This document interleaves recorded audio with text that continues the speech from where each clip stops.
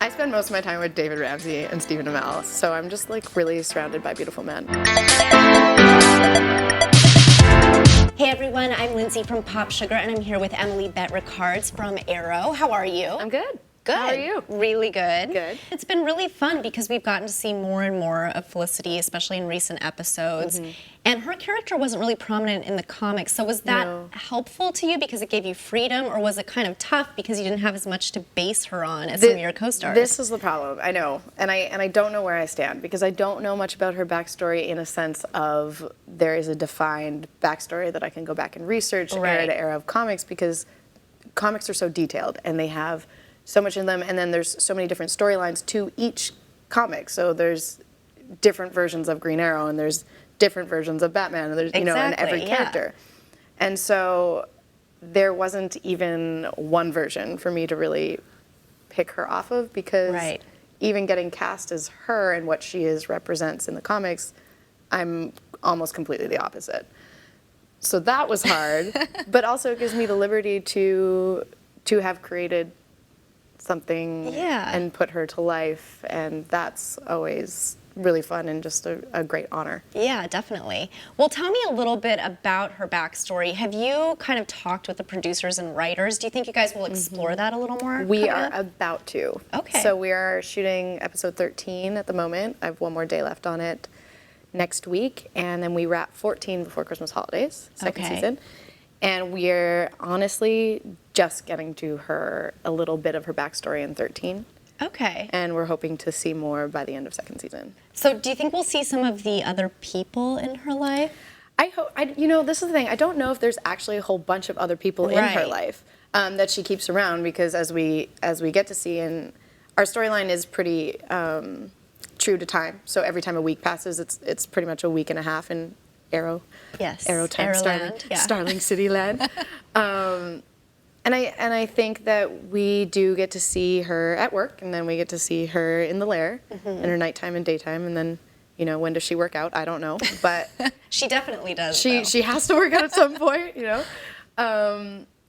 But I don't know if she keeps a lot of other company, but we do get to see, we get to learn a little bit more about her family, sort of. Okay. I don't know much about it yet, but I think we're gonna get some tastes. That has to be exciting, that you're kind of like waiting to find out with everybody else. So on the flight down here, Mark Guggenheim was just in Vancouver. He's one of our execs and writers, and we actually met in like the lounge right before getting on the flight, and I got to talk to him about it for a while, and I was just sitting there like, were you like pumping him for information? Yeah, I pretty much sat down and was like, so. Give me the lowdown. Now, because I never get to see them. And, yeah, definitely. And we're all so busy all the time that when we do get to see each other, we don't necessarily get the time to talk about little details and that sort of thing. Yeah.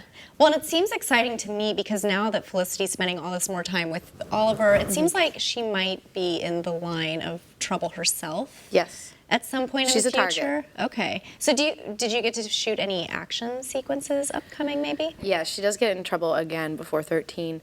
I mean, throughout the beginning of second season, it was like she was honestly just one walking target. Right, yeah, She's just a target. For target and sort of like catty comments from Isabel Rochev and like that sort of thing. Yeah, pretty much. So she's kind of just in the line of fire. Because she is tough, but I do feel like we get to see so much of the vulnerable side, especially on the last episode with Barry. Yeah. There's a lot of chemistry there. I was really disappointed because I thought he was going to go in for the kiss. I know, that was written in. He totally missed his cue there. Looks like he's going to go in for kiss, but doesn't. Audience let down. Yeah, pretty much. So I'm glad. But I mean, that storyline is clearly not over between you two. So where's that going to progress? We get to see it next week as well. Tell me about working on the show, because you do kind of have an embarrassment of riches when it comes to hot guys on this set. It can't be that difficult, right? I spend most of my time with David Ramsey and Stephen Amell, and then outside of set, I spend a lot of time with Colton Haynes, so I'm just like really surrounded by beautiful men all the time. That's not it's really so rough. Hard. You talked a little bit about getting to keep your ear piercing to play this character. Yeah. Oh, nice. So yeah, exactly. But is there anything you'd say you have in common with her beyond the physical appearance? Do you kind of connect with her on some emotional levels? I do connect with her on emotional levels. I do find her, I think, you know, what's happening too is there's this weird, because I've been playing her now for almost, I just say over a year. Yeah. And I think I've become more awkward in my daily life. Because of her. Because of her.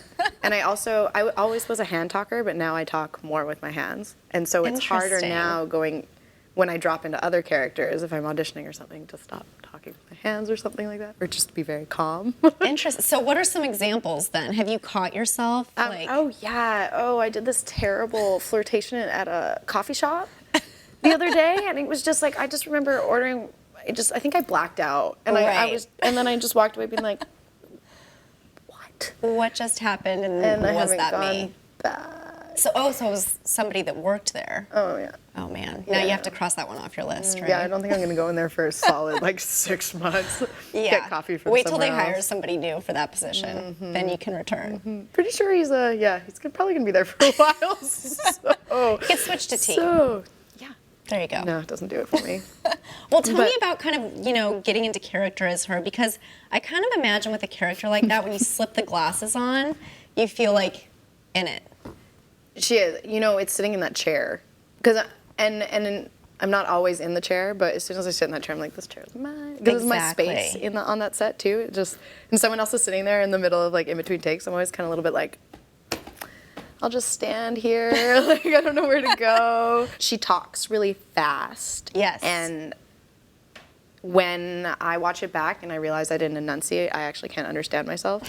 So I've started rapping in my trailer before going into. Really? But really harsh. So to enunciate better. Which rappers do you emulate? I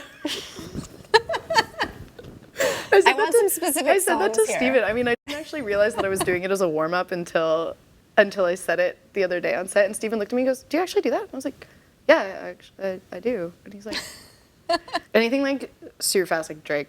Macklemore. Yeah. Childish Gambino's been a little bit up there because he's so high-pitched and really Yeah, you can really sound just like him, I'm sure. Yeah. Oh, yeah. Okay, well, tease a little bit about what's coming up on this next episode. We know things are going to continue to unfold between you and Barry. Felicity still deeply cares for Oliver, so that's definitely apparent. That doesn't really go anywhere, but she's not going to wait around for him to sort of realize that she's worth whatever he's going to realize. But he did seem a little bit jealous. He's a little bit testy. Of those moments. He does get a little protective. Okay, so a little bit of a love triangle, I feel, is starting to emerge here. Yeah, and in episode 9 coming up too, with him being unmasked to Barry because of Felicity's fault, creates a little bit of sort of a how could you and a perspective disillusion of how could you even to save my life? And she's like, well, I did it to save your life. And that he doesn't quite understand. Right, exactly. So it creates that also blinded by jealousy or taking it out in another way sort of idea. Well, I can't wait to see how that progresses because it sounds like things are about to get pretty complicated. Yeah. Well, thank you so much for stopping by today. Anytime. Yes, and be sure to catch the next episode of Arrow on Wednesday night on the CW.